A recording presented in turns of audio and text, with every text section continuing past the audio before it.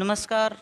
जैसा कि हर बार राष्ट्र को लेकर, हिंदुस्तान की बात को लेकर देश विदेश में हमेशा चर्चा रहती है और उस चर्चा को शुरुआत करने के लिए हमारे देश के प्रधानमंत्री लगातार हिंदू राष्ट्र भारत के लिए ही बात करते हैं, भारत के विकास की बात करते हैं, भारत के विस्तार की बात करते हैं। ऐसे ही आज हमारे साथ में हिंदू जन जागृति समिति एक हिंदुस्तान के अंदर काम करती है, जो हिंदू राष्ट्र के लिए काम करती है, हिंदुओं के लिए काम करती है। उन्हीं की तरफ से आज फरीदाबाद के अंदर कार्तिक साल्व के हमारे साथ जो कोऑर्डिनेटर हैं इस समिति के, वो हमारे साथ में हैं।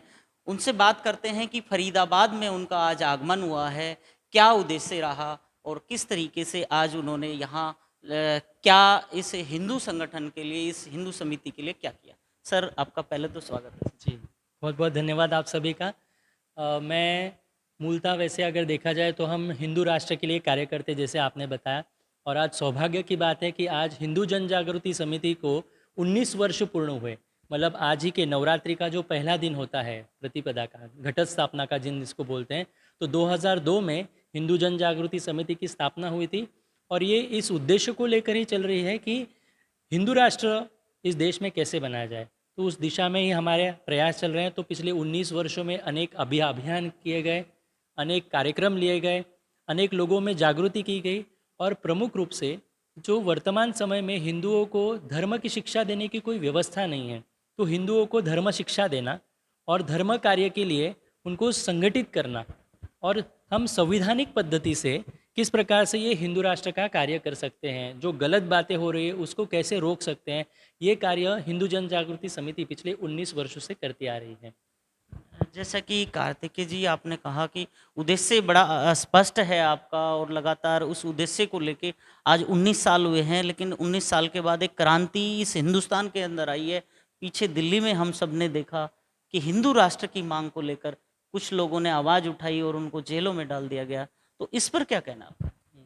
इस विषय में यही करना है कि हिंदू राष्ट्र ये जो संकल्पना है ना, तो ये मूल रूप से संकल्पना क्या है वो हमें समझ कर लेनी चाहिए। ये केवल हिंदू बहुल राष्ट्र की संकल्पना नहीं है, तो ये एक आदर्श राज्य व्यवस्था रहेगी, और ये संविधानिक पद्धति से ही हमें लाना होगा। इसके लिए समाज में जागृति करनी पड़ेगी।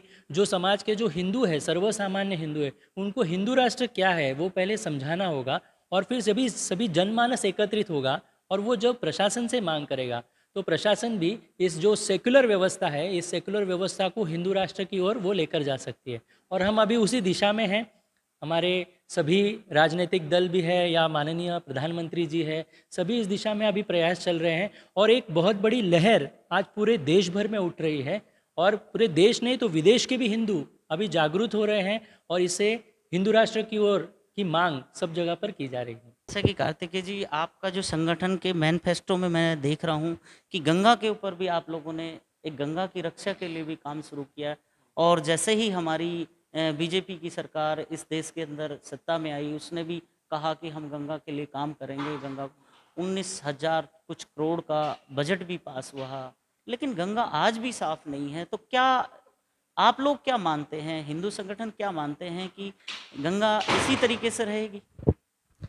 बहुत अच्छा प्रश्न आपने पूछा है। देखो, गंगा रक्षा मतलब गंगा माँ की तरफ हम सभी हिंदुओं की एक बहुत बड़ी आस्था है, और उसको स्वच्छ करना चाहिए। अनेक वर्षों से इसके लिए अनेक लोगों ने प्रयास किए हैं, परंतु जब तक आप वो शुद्ध मन से, शुद्ध भाव से अगर उसको वो नहीं करेंगे, मतलब एक आध्यात्मिक रूप से उसमें जो प्रक्रिया होनी चाहिए वो नहीं होगी, संतों का मार्गदर्शन उसमें नहीं लिया जाएगा, तब तक वो जो स्वच्छता का अभियान जो है, या गंगा माँ को स्वच्छ करना है, तो वो कहीं ना कहीं तो अधूरा ही रहेगा, ऐसे हमें लगता है। इसलिए हम प्रशासन से भी यही मांग करते हैं, जो आध्यात्मिक क्षेत्र के अधिकारी व्यक्ति है, तो उन अधिकारी व्यक्तियों को उनका मार्गदर्शन लिया जाए।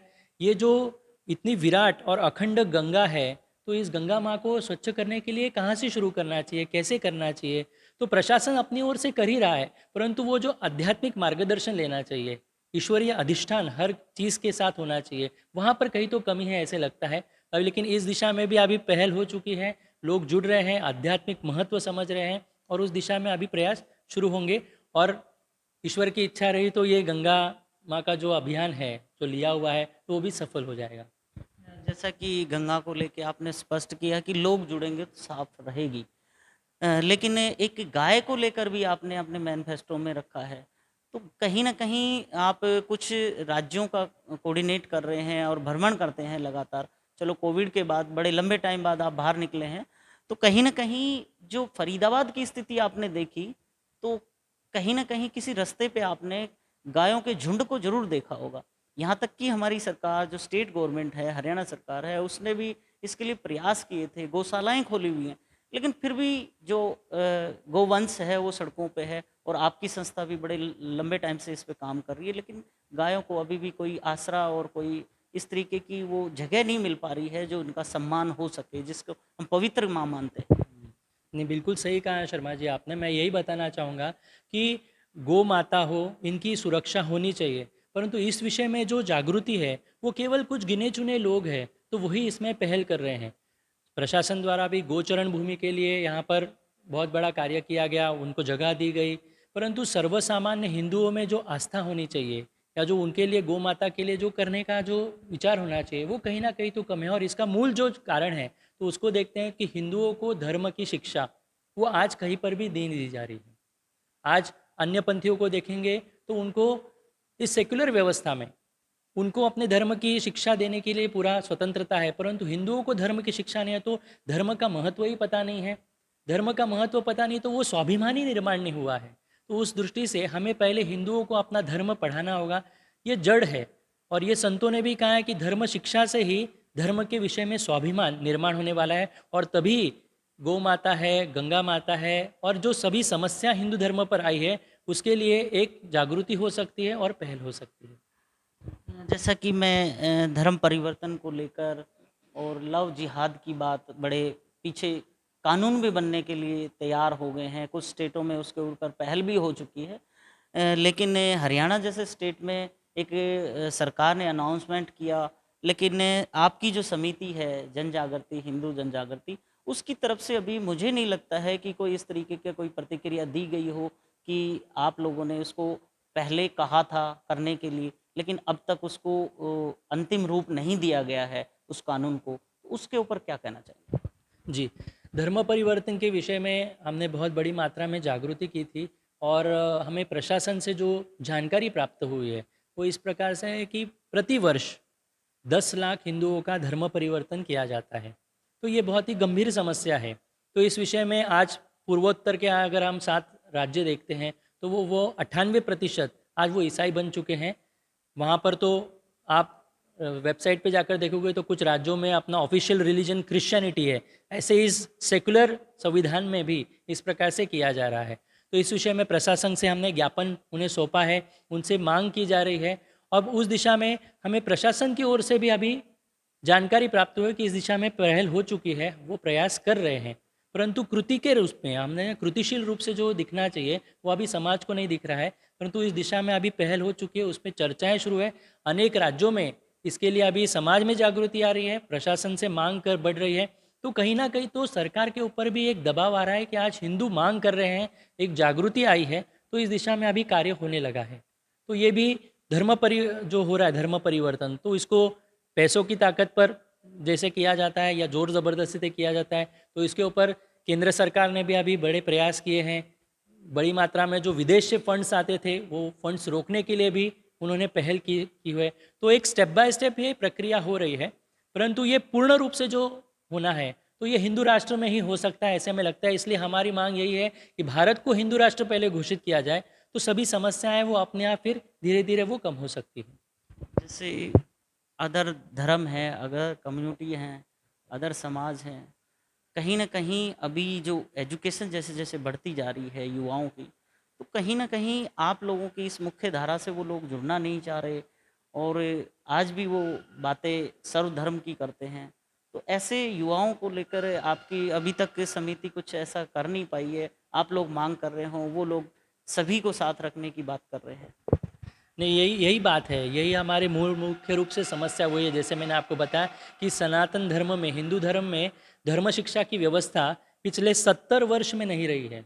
70 वर्ष का काल मतलब एक बहुत बड़ा कालावधि होता है, और इस कालावधि में 2-3 जनरेशन्स अभी होने को आए हैं, लेकिन इसमें अपना धर्म बताया नहीं गया है। इसलिए कहीं न कहीं वो सेकुलरपन की भावना सबके मन में वो चली गई है। और सेक्युलरपन क्या है क्या, उसका डेफिनेशन क्या है, ये आज तक किसी को पता नहीं चला है। ये कहीं पर इसका व्याख्या भी नहीं दी गई है। तो ये जो बातें हैं ना, तो इसकी अवेयरनेस हम कर रहे हैं, और अभी ऑनलाइन के माध्यम से हम जो कार्यक्रम कर रहे हैं, तो इसमें बड़ी मात्रा में युवा शक्ति जुड़ रही है। युवाओं को हम प्रबोधन कर रहे हैं, उनको प्रश्नों का उत्तर हम दे रहे हैं। तो उनके मन में जो शंकाएं हैं, तो उनको वैज्ञानिक परिभाषा में हिंदू धर्म क्या है, तो वो बताने का हमारा प्रयास रहता है। साइंटिफिक वे में उनको प्रूव करके बता रहे हैं, देखिए मशीनरी जो है, इक्विपमेंट जो है, आधुनिक तंत्रज्ञान है, वो किस प्रकार से बताता है। तो हिंदू धर्म की, सनातन धर्म की महानता क्या है। तो आज का जो यंग जनरेशन है, युवा है, तो उनको प्रूफ चाहिए होता है। तो प्रूफ हम देने का प्रयास कर रहे हैं। इसलिए आज वो भी यूथ भी है, बड़ी मात्रा में जुड़ रहा है, उनका कंट्रीब्यूशन भी बढ़ रहा है, वो हमसे जुड़े हैं। ठीक है, वो फ्रंट में नहीं आते हैं, लेकिन बैकएंड से अभी 2 साल की कालावधि में बड़ी मात्रा में सपोर्ट बढ़ा हुआ है। हर माह में लगभग 1.5 से 2 लाख लोग वेबसाइट को विजिट करते हैं, और उस माध्यम से समाज में जागृति करने का प्रयास कर रहे हैं। आज हर दिन अगर हम देखते हैं, तो हमारे जागो हिंदू के पोस्ट हम बनाते हैं। तो जागो हिंदू के पोस्ट सोशल मीडिया के माध्यम से, व्हाट्सएप हो या फिर फेसबुक हो, इंस्टाग्राम हो, इस माध्यम से वो वायरल किए जा रहे हैं। लोग स्वयं से उत्स्फूर्तता से उनको भेजते हैं अपने मित्रों में, रिश्तेदारों में। तो यूथ भी अभी जुड़ने का प्रयास हो रहा है, और हम भी उनको धर्म की शिक्षा देने के लिए साप्ताहिक रूप से धर्म शिक्षा वर्ग का आयोजन करते हैं। पूरे देश भर में लगभग 350 से ऊपर हर सप्ताह में धर्म शिक्षा वर्ग ऑनलाइन स्वरूप से चल रहे हैं। निशुल्क होते हैं, 1 घंटे का यह वर्ग होता है। आप अगर इसमें जुड़ना चाहते हो, तो आप हमारी वेबसाइट पर सब्सक्राइब कर सकते हैं, अपना रजिस्ट्रेशन कर सकते हैं, हमारी ओर से संपर्क किया जाएगा। परंतु ये काल की आवश्यकता है, इसके बारे में हमें अभी बताना चाहिए, ये हम प्रयास कर रहे हैं। अंतिम सवाल है मेरा कि इस हिंदू जन जागृति का जो अंतिम पड़ाव है, सिर्फ हिंदू राष्ट्र बनाना है, या समाज के अंदर और भी कुछ कुर्तियां हैं और कुछ जागृतियां हैं, जागर करना है, लोगों को जागरूक करना है, ये चीज़ें भी कुछ हैं आप लोगों के एजेंडे में? जी, जैसे कि आपने अभी कहा, तो हिंदू राष्ट्र तो ये अपना मुख्य रूप से उद्देश्य है, परंतु अभी के समय में समाज व्यवस्था जो है, वो समाज व्यवस्था उत्तम रहे, उसके लिए जो अलग अलग जो हमारी व्यवस्थाएं हैं, जैसे स्वास्थ्य है, या फिर स्वास्थ्य क्षेत्र है, या फिर शिक्षा व्यवस्था है, न्याय व्यवस्था है, इन सभी क्षेत्रों में जो गलत बातें हो रही है, भ्रष्टाचार हो रहा है, या सर्वसामान्य व्यक्ति से पीड़ित है, तो उन लोगों को भी हम आधार देने का प्रयास करते हैं। संवैधानिक पद्धति से इसके बारे में जागृति करने का प्रयास करते हैं, उनको लेकर लड़ने का प्रयास हम कर रहे हैं। और जो धर्म शिक्षा का भाग हमने बताया, तो उसके लिए हमने ग्रंथ संपदा बनवाई है, अलग अलग विषय के ग्रंथ उपलब्ध हैं, और उस ग्रंथों के माध्यम से हम समाज में वो जागृति कर रहे हैं। लगभग अगस्त 2021 तक की अगर मैं बात बताऊं, तो 345 ग्रंथ की 46 क्षमा कीजिए 86 लैक्स 46,000 प्रतियां पब्लिश हो चुकी हैं, और वो समाज में वितरित करने का हमने प्रयास किया हुआ है। और भी ये कार्य हम कर रहे हैं। मुख्य रूप से आने वाला जो समय है वो कठिन है, ऐसे त्रिकालदर्शी संतों ने भी कहा है। तो ये आने वाले भीषण आपातकाल में हमें किस प्रकार से जीवित रहने के लिए हमें क्या करना चाहिए, कौन सी बातों का ध्यान रखना चाहिए, इसके बारे में समाज में हम जागृति कर रहे हैं, कार्यक्रम लिए जा रहे हैं, और उनको भी इसके बारे में जागृति करने के लिए हम आह्वान करते हैं। और ये जो ग्रंथ है, इसमें बाल संस्कार के बारे में, व्यक्तित्व विकास के बारे में हमने ये किया है। अध्यात्म शास्त्र जानना चाहते हैं, तो अध्यात्म शास्त्र के संबंधित ग्रंथ हैं। आने वाले भीषण आपातकाल में जब दवाई उपलब्ध नहीं होगी, तो हमें किस प्रकार से सर्वाइव करना चाहिए, तो उसके बारे में भी जानकारी देने वाले ग्रंथ हमने यहाँ पर उपस्थित किए हैं। और इस माध्यम से आज पूरे विश्व में, पूरे देश भर में सनातन ज्ञान शक्ति ग्रंथ प्रचार अभियान भी चलाया जा रहा है। इस माध्यम से ये सभी ग्रंथ संपदा हम अधिक लोगों तक पहुंचाने का प्रयास कर रहे हैं। इसमें एक ही बात ध्यान में आई, जो कोविड का समय जो गया, पिछले 2 साल का कालावधि, तो इस समय में इन जो ग्रंथ हमने प्रकाशित किए, इसने एक बहुत बड़ा कार्य किया है। इस माध्यम से लोग बड़ी मात्रा में जुड़े हैं, उन्होंने साधना करना प्रारंभ कर दिया है, उन्होंने एक अभी अलग से एक शक्ति वो अंदर से अनुभव कर रहे हैं, और अभी जो गलत हो रहा है उसको रोकने के लिए भी प्रयास कर रहे हैं, और आगे आने का प्रयास कर रहे हैं। तो इसलिए हमारा उद्देश्य है कि ये जो ग्रंथ है वो अधिक से अधिक लोगों तक पहुँचे, इस दृष्टि से हमारे प्रयत्न चल रहे हैं। कार्तिक जी, एक सवाल और निकल के आया है। जैसा आपने पीछे कहा पिछले सवाल में कि ज़्यादातर लोग धर्म परिवर्तन कर रहे हैं, धर्म परिवर्तन करने का हिंदू धर्म में ज़्यादातर वो लोग धर्म परिवर्तन कर रहे हैं, जहाँ तक हमें पता लगा है कि कमज़ोर, आर्थिक रूप से वो कमज़ोर हैं।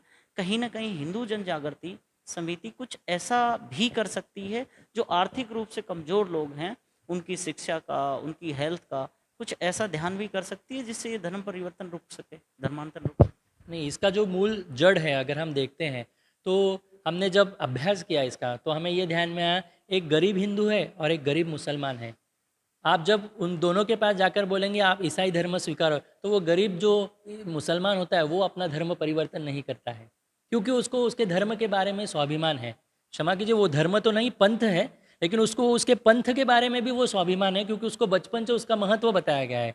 यही बात हमारे हिंदुओं को अपना धर्म पढ़ाया नहीं गया है, तो ये जड़ है। तो आप अगर उनको आर्थिक रूप से सहायता करते रहेंगे तो उससे मतलब वो जड़ छोड़कर हम पेड़ की टहनियों पर काम कर रहे हैं, तो वैसे ना हो, इसलिए हमारा जड़ पे काम चल रहा है। इसलिए जड़ से हम प्रशासन को बता रहे हैं कि अपने सिलेबस में धर्म पढ़ाया जाए, धर्म शिक्षा की व्यवस्था हर मंदिर में हो, हर मंदिर धर्म शिक्षा का केंद्र बने। इस दृष्टिकोण से हमारे प्रयत्न चल रहे हैं, तो जड़ पर हमारा काम चल रहा है। तो आर्थिक रूप से केवल मदद करने से, उनको सहायता करने वाले समाज में और भी प्रतिष्ठित लोग हैं, वो कर भी रहे हैं, अलग संगठन कार्य कर रहे हैं, परंतु हिंदू जन जागृति समिति हो, सनातन संस्था हो, ये हिंदुओं को धर्म शिक्षा देकर उनको सक्षम करने का प्रयास कर रहे हैं। बहुत बहुत धन्यवाद कार्तिक जी। ये हमारे साथ में हिंदू जन जागृति के कुछ स्टेटों के कोऑर्डिनेटर हैं जो इस हिंदू समिति की तरफ से प्रचार प्रसार में पूरे हिंदुस्तान में कोशिश हिंदू जन जागृति की लगी हुई है। और कार्तिकेय जी का मैं बहुत बहुत धन्यवाद करूंगा जो फरीदाबाद में आके इन्होंने एक हिंदू व्यवस्था को देखने का प्रयास किया है। और कहीं ना कहीं हम उम्मीद ये भी करते हैं कि जो हिंदू जन जागृति अपना मिशन लेकर चल रही है हिंदू राष्ट्र का, वो सफल हो और सभी समाज के धर्मों के लोगों को एक नई दिशा देने का काम हो। खबरों की विस्तार से जानकारी के लिए सब्सक्राइब करें हमारा चैनल और क्लिक करें बेल आइकन पर ताकि कोई भी खबर आपसे अछूती ना रह सके।